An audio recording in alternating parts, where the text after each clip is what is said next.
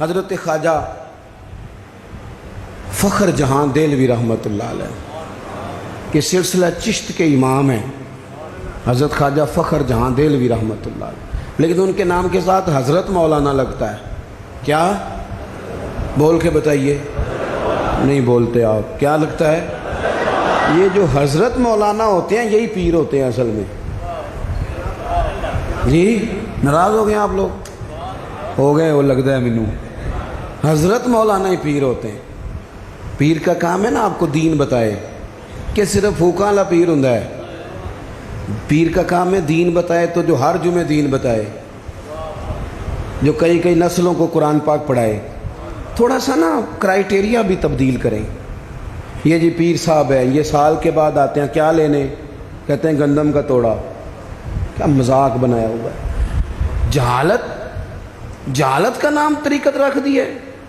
باہر نکلیں ان مصیبتوں سے۔ یہ جاہل بلا وجہ سوار ہو جاتے ہیں، سال کے بعد آتے ہیں۔ آپ پورا سال اتنا اپنے امام کو نہیں دیتے جتنا ایک چکر میں اس جاہل کو دے دیتے۔ مہربانی کریں آپ۔ فروغ علم تب ہوتا ہے جب علم کی سپورٹ ہوتی ہے۔ تھوڑا سا نا چیزوں کو تبدیل کریں، بدلیں۔ وہ کہتے ہیں جناب یہ حضرت ہیں، مولوی صاحب کی داڑھی تھوڑی سی چھوٹی ہو تو نماز نہیں ہوتی، تو پیر صاحب کی چھوٹی ہو تو بیعت ہو جاتی ہے۔ ہو جو ناراض کوئی گل نہیں، ہو جاتی ہے بیعت اس کی۔ کمال آدمی ہے بھائی۔ وہ مولوی صاحب کی داڑھی سارے چیک کرتے ہیں کہ پوری ہے کہ نہیں، تو پیر صاحب اندر داخل ہو تو ان سے بھی کہا کرو ذرا ٹھہر جا، پہلے پوری کر۔ خلاف پیغمبر کسے راہ گزیر۔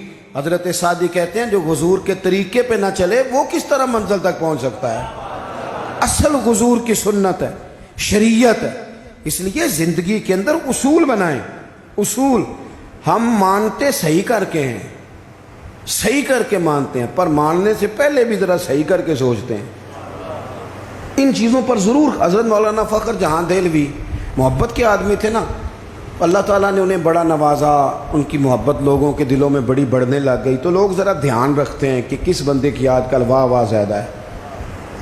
یہ جو سیاسی لوگ ہوتے ہیں یہ توجہ رکھتے ہیں کہ ایسا نہ ہو کہ کل کوئی بندہ ہمارے لیے مسئلہ بن جائے، یہ پسند نہیں کرتے۔ تو بادشاہ نے دیکھا کہ اتنے لوگ عقیدت مند ہو گئے ہیں، ہزاروں کا مجمع جمعے میں جاتا ہے، بڑا رش ہے۔ اس نے ایک طوائف کو تیار کیا کہ جا کے نا تو معاذ اللہ اس طرح کی اداکاری کرو کہ الزام لگ جائے۔ اب بعض بندے اداکاری اس طرح کی کرتے ہیں کہ سامنے والا ویسے ہی پریشان ہو جاتا ہے۔ وہ کسی نے کہا تھا مخلوق تو فنکار ہے اس درجہ کے پل بھر میں، سنگے در کعبہ سے بھی اسنام تراشے، تم کون ہو کیا چیز ہے داغ کبابی، لوگوں نے تو جناب مریم پہ بھی الزام تراشے۔ تو منٹ لگاتے ہیں، الزام لگا دیتے ہیں۔ حضرت جمعہ پڑھا کے نیچے اتر رہے تھے، سیڑھیاں ادھر ادھر، مریدوں کا رش تھا۔ سامنے اچانک وہ بی بی آ گئی۔ دلی سارا جانتا تھا کہ یہ عورت کیا ہے، کیا کردار رکھتی ہے۔ سامنے آ کے اس نے کہا السلام علیکم۔ شیخ نے گرد نظر جھکا کے کہا وعلیکم السلام۔ تو اس نے اس طرح گفتگو شروع کی جیسی بڑی جاننے والی نہیں۔ بعض لوگ بڑے چالاک ہوتے ہیں۔ پرانے زمانے میں ہم نے سنا تھا کہ فلانا شیشے میں اتار لیتا ہے، اب تو بعض بندے چھوٹی سی شیشی میں بھی اتار لیتے ہیں۔ بڑے تیز ہیں، بڑی باتیں آتی ہیں، بڑی۔ اس نے بھی بڑی طبیعت پوچھی، صحت کیسی ہے؟ وہ کمر میں درد تھا، اس کا کیا حال ہے؟ اب وہ جو سارے مرید پکے نہیں ہوتے، کچھ کچے پکے بھی ہوتے ہیں۔ وہ جو کچے پکے تھے وہ پریشان ہو گئے کہ واقعی کبھی پوچھا تو نہیں پیر صاحب سے رات کو کہاں ہوتے ہیں؟ تو فٹافٹ کہنے لگی وہ رات آپ آئے تھے تو آپ کھوٹے سکے دے گئے، میں ابھی دکاندار کے پاس گئی ہوں، اس نے لیے ہی نہیں، مجھے تو کچھ سودا چاہیے تھا، یہ پہ کھوٹے سکے۔ ہم تو دشمن کو بھی پاکیزہ سزا دیتے ہیں۔ ہر جگہ الجھنا نہیں چاہیے۔ زیادہ صفائیاں دینے والے کو بھی لوگ کمزور سمجھنے لگ جاتے ہیں۔ ہر وقت تھوڑی صفائی دیں گے۔ حضرت شیخ نے اس کی بات سنی اور ہنسے، مسکرائے، اور مسکرا کے نہ تو اپنی جیب میں ہاتھ ڈالا اور اصلی سکے نکالے۔ دفعہ فرمایا بیٹی، او میری بیٹی، او پیاری بیٹی، تو نقلی دے جا، اصلی لے جا، اور میرا پتر دوبارہ بھی ضرورت پڑی تو آ جانا، فخر جہاں کا دروازہ کھلا ہی ملے گا۔ ہم تو دشمن کو بھی پاکیزہ سزا دیتے ہیں۔ آپ محبت کریں گے، سامنے والا آئے جتنی مرضی نفرت لے کے آئے، ہم اپنا لہجہ کیسے بدلیں؟ ہمارے پاس وہ شے ہی نہیں جو لوگ چاہتے ہیں پیدا ہو. کہاں سے لائیں وہ نفرت؟ وہ بازاری زبان کہاں سے لائیں؟ وہ کہاں سے لائیں گفتگو جو گفتگو اس طرح کی ہے کہ ویسے کوئی شریف آدمی نہیں کرتا؟ کیسے لائی جائے؟ آپ کسی کو دیکھ کے کبھی بھی اپنا لہجہ خراب، وہ جو کر رہا ہے وہ اس کا معاملہ ہے. ہم تھوڑی، ہم محبت والے ہیں، محبت والے اپنی بولی بولتے ہیں. وہ کس طرح سامنے والے کی سطح پہ اتر کر بات کریں گے؟ حضرت نے فرمایا پتر ضرورت پڑے تو دوبارہ بھی آ جانا. یہ بات کرتے ہی نا پھر شیخ سیڑھیاں اترنے لگے، اور جب سیڑھیاں اتر گئے تو 3-4 منٹ کے لیے وہ بی بی سکتے میں آئی، کانپنے لگی. پھر دوڑ کے جا کے حضرت کے پیروں میں بیٹھ گئی. کہنے لگی بابا ایک بات تو بتا، تو مٹی کا بنا ہے کہ کستوری کا؟ تو سندل کا بنا آدمی؟ میں تجھے بدنام کرنے آئی، الزام لگانے آئی. چاہیے تو یہ تھا کہ لوگ مجھ پر تھپڑوں کی برسات کرا دیتے، تیرا چہرہ جلال سے سرخ ہو جاتا، اور میں بدنام کرنے آئی. اور میں دلی کی وہ والی خاتون ہوں جسے کبھی کسی نے بیٹی نہیں کہا، کبھی کسی نے بہن نہیں کہا. اپنوں نے بھی رشتے بنانے چھوڑ دیے. جس نے دیکھا بری نظر سے دیکھا، پر تو کس محبت کا آدمی ہے؟ میں بدنام کرنے آئی اور گناہوں میں لتھڑی ہوئی کو تو نے بیٹی بنا لیا.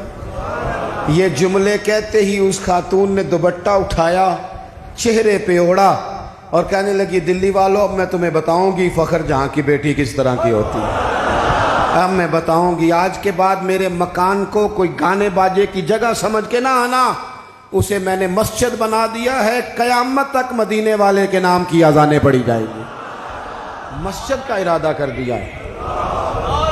اپنے سنیں جی، اپنے لہجوں میں محبت. سامنے والا وہ ہمارے ہاں نا 2-4 فلسفے بھی ہیں ہمارے.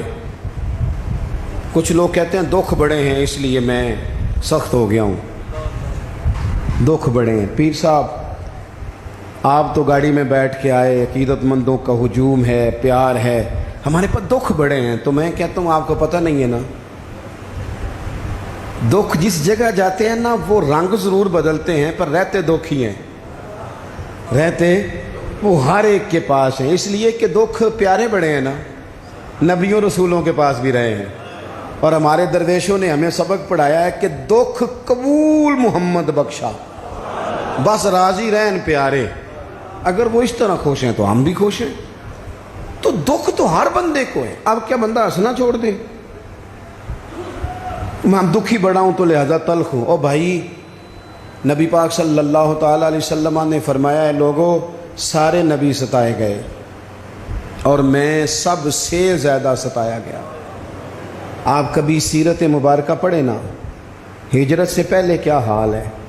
کبھی کانٹے ہیں، کبھی پتھر ہیں، کبھی اوجڑیاں ہیں، کبھی طائف میں روڑیں. ہجرت کے بعد کیا حال ہے. کبھی بدر میں تلواریں، کبھی احد میں تلواریں، کبھی خندق میں تلواریں، کبھی منافقین کی سازشیں، کبھی کچھ کبھی کچھ. از اول تا آخر دکھ ہی دکھ. لیکن حضرت حارث بن عبداللہ رضی اللہ تعالیٰ عنہ فرماتے ہیں لوگوں میں نے اپنے کریم محبوب علیہ السلام کو جب بھی دیکھا ہے مسکراتے ہی دیکھا ہے، مسکراتے ہی دیکھا. اور میرے اعلیٰ حضرت فرماتے ہیں جس کی تسکین سے روتے ہوئے ہنس پڑے. حضور تو ہلکا سا مسکرا دینا تو جو بڑا رونے والا ہو وہ ہنس پڑتا ہے. اب یہاں سوال پیدا ہوتا تھا کہ پھر تو بڑا انتظار کرنا پڑتا ہوگا کہ حضور تسکین فرمائیں. فرماتے ہیں انتظار نہیں کرنا پڑتا، انتظار نہیں. یہ تبسم حضور کی عادت ہے. یہ حضور کی، یہ جو اعلیٰ حضرت کا سلام ہے نا، یہ تو پوری سیرت ہے حضور کی. فرماتے ہیں جس کی تسکین سے روتے ہوئے ہنس پڑیں اس تبسم کی عادت پہ لاکھوں سلام. یہ تو عادت ہے حضور کی تبسم فرماتے رہے.